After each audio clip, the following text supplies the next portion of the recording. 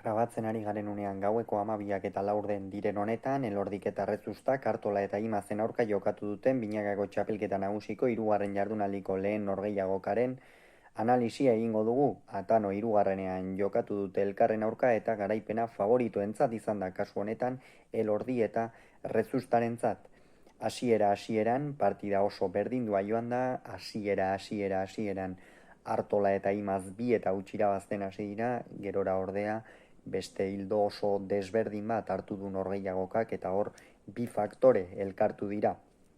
Alde batetik lehengo astean esaten genuen, Iñaki Artola eta Ander Imaz oso ongi jokatzen ari zirela, oso partida zuzena jokatu zuten Laso eta Arangurenen aurka, ongi irabazita zetozen ere Elordi eta Rezusta, Ezkurdia eta Tolosaren aurka, eta gaur Artola eta Imazi falta izan zaiena, pixka bat horixe izan da, ez?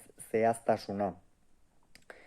Esan ditugun bi faktore horien artean bat, Artolak galdu dituen pilotetan dago. Artolak pilotak gehiegi galdu ditu, hain zuzen zeuden Elordi eta Rezusta bati irabazteko, eta lehenengo etenaldira horrexegatik iritsi dira, alde batetik aurretik eta bestetik berriz Elordi sekulako momentuan dagoelako. Elordi ez du dara ona eduki, Lauterdiko San Ferminetatik jada ikusten zen txakalaldi batean ez zeudela, gero ez zuten partida bakar bat ere irabazi Mastersean, hori ere kolpea izan zen Maia Biarrarentzat, eta udan lehortea izan ostean, Lauterdia ere ez zuen nahi bezala prestatzerik izan behar bada, baina orain binakakora erabat indar berrituta iritsi dela erakutsi du, eta gaurko norgehiagoka horren beste isla bat izan da.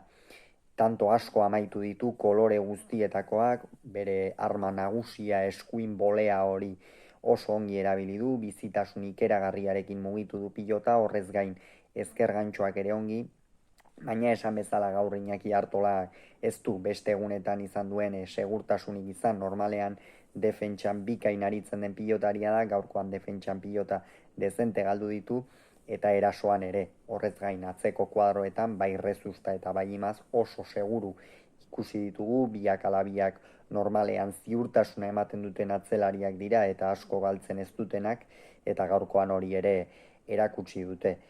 Gero ordea, 18 eta 11, ez? Eta hemen joan da pixka bat norgehiagoka, 12. tantoaren ostean berriz ere norgehiagokak hildo beretik jarraitu duelako. Baina hor gako garrantzitsu bat 10 eta 7koan egonda. Kasu honetan, Beñat Rezustak Lauterditik pilota bat ezker hormarekin lagunduta jo nahi izan du, eta hain justu ere 2-3 zentimetrotara gehiago, ez, Aitor Elordi harrapatu du, eta matraiezurrean benetan kolpe gogorra jaso du Aitor Elordik, gero segituan Txema Urrutia medikuarekin aldageletara joan da, eta arazori gabe jarraitu ahal izan du, eta arazori gabe baino gehiago. Urrengo tantoa sekulakoa jokatu baitu, amorrazio handiarekin, eta hortikan aurrera ere erakustaldia eman du Aitor Elordik, eta benetan oso partida ona egin du. Gerora ordea, hor ere Iñaki Artola galdutako pilota batzuk ere izan dira. Artolak, gaurkoan itzalak eta argiak utzi dituela esan dezakegu, ez, alde batetik tanto onak egin ditu, pilota ere bizi mugitu du, eta orokorrean nik uste gauza positibo askorekin geratu daitekela Iñaki Artola gaurko norgehiagokarekin, baina beste alde batetik ikusi dugu nola pilota asko galdu dituen, defentsan ere hasieran kamu zibili den, eta horrek asko kondenatu ditu urdinak. Hortikan aurrera esan dugu 18 eta 11 iritsi direla aurretik Elordi eta Rezusta, hauek euren hildoan jarraitu dute, oso hasera ona eman diote txapelketari, eta gaurkoan hori berriz ere berretsi egin dute, eta gero berriz Artola eta Imaz, pixkanaka ere hurbiltzen joan dira, ez? Ez dute etxi, lehengo astean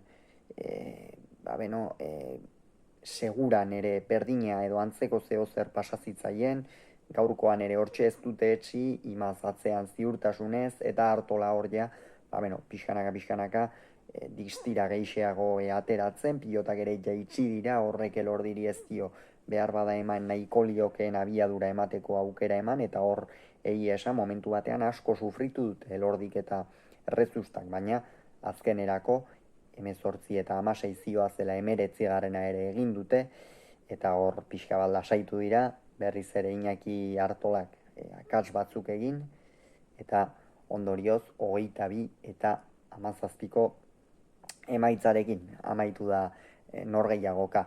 Beraz, Elordik eta Errezustak gaindiezin jarraitzen dute, 3-3 partida irabazi dituzte, Artolak eta Imazek puntu bakar batekin jarraitu beharko dute, eta oraindik ere ikusteke dago noski Lasok edo Arangurenek eta edo Elezkanok eta Martijak irabazten baldin badute, nola geratuko diren Artola eta Imaz. Hauxe beraz, esan beharreko guztia, hurrengoan gehiago izango zuen, bitartean on izan, agur.